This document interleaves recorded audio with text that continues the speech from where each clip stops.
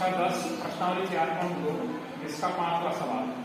मैंने आपको होमवर्क में दिया था x² - 7x - 60 बराबर 0। अब 60 के अपने पहले अभाज्य गुणनखंड कर लिए। 2 का भाग 60 में 30 बार, 2 का 30 में 15 बार, तो 3 का 5 बार, 5 को 5। अब क्या लाना है हमें? माइनस के 7x लाने के लिए अंतिम अंक हमारे पास माइनस दिए तो घटाने पर आएगी। तो अंतिम अंक हमारे पास देखा गया 5, 3 दूनी 6, 6 दूनी 12। 12x में से अगर 5x को घटा दे तो 7x ही बच जाता है। तो बीच वाली माइनस का चिन्ह, जिस कारण बड़ी वाली माइनस लगाएंगे और छोटी वाली में प्लस लगाएंगे। तो x² 7x के स्थान पर -12x और प्लस का 5x, तो -60 बराबर 0। शुरू वाली दो में से कॉमन हो जाएगा x का भाग दिया तो x, फिर x का भाग -12x में दिया तो 12, फिर इन दोनों में से कॉमन ले लिया 5 का भाग दिया तो x -12 बराबर 0। अब दोनों ब्रैकेट समान है तो इसी को हमने कॉमन ले लिया। x -12 का भाग दिया तो x और यहाँ आ जाएगा प्लस का 5 बराबर 0। अब 0 दोनों के साथ अलग अलग जमाएंगे। x -12 बराबर 0 और x + 5 बराबर 0। पक्षांतरण कर दिया, 12 का 12 प्लस का चला गया, 5 का पक्षांतरण किया तो माइनस का चला गया। अब माइनस को होने के कारण यहाँ लिख दिया हमने, निरस्त किया गया। तो x का मान क्या आ गया हमारे पास? 12। x कौन था? प्रबुद्ध का आधार। तो अतः प्रबुद्ध का आधार बराबर 12 थे। और ऊंचाई क्या थी? x - 7, तो 12 - 7 बराबर 5। इस प्रकार ये 5वां सवाल कंप्लीट हो गया। अब 6वां सवाल पहले मैं बोलने जा रहा हूँ। एक कुटीर उद्योग एक दिन में कुछ बर्तनों का निर्माण करता है। एक विशेष दिन यह देखा गया कि प्रत्येक नग का मतलब बर्तन है, प्रत्येक बर्तन की निर्माण लागत कितनी बताई गई? उस दिन निर्माण किए गए बर्तनों की संख्या के दुगने से 3 अधिक थी।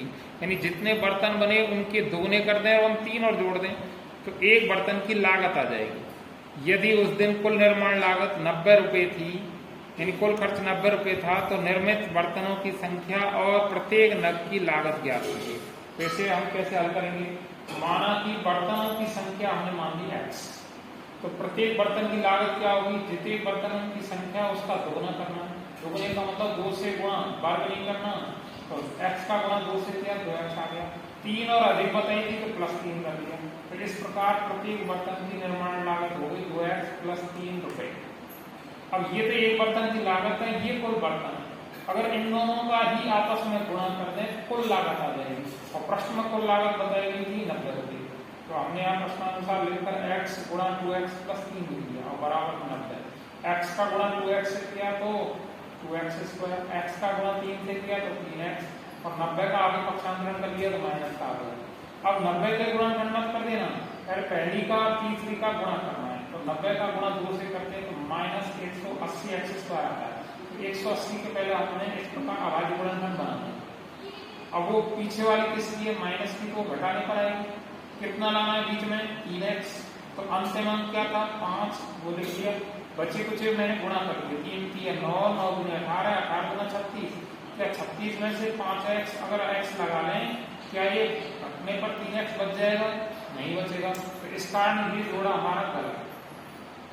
अब दूसरा जोड़ा कैसे बनाएंगे? अंतिम 2 संख्याओं को गुणा करना है। तो 5 दिया 15, बची कुची गुणा किया तो 3 दूनी 6, 6 दूनी 12।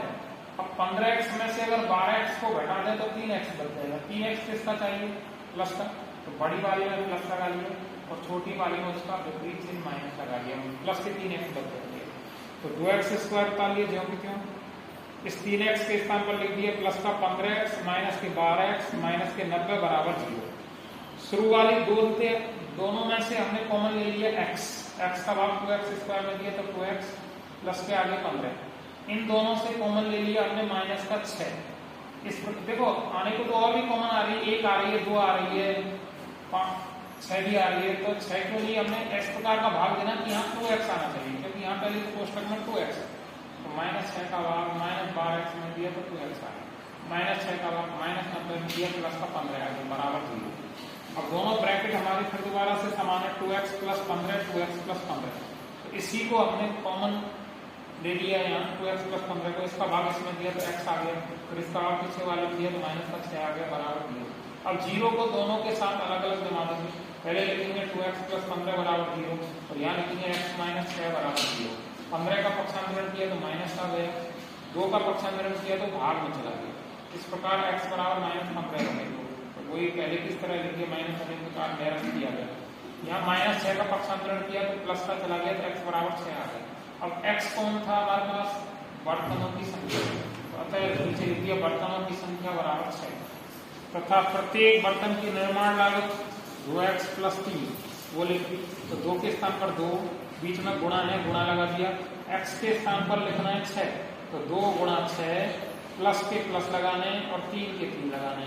अब पहले जोड़ना नहीं, पहले गुणा करना है। तो 6 दूनी 12, 12 लिख दिए प्लस में 3, तो 12 और 3 कितने हो गए?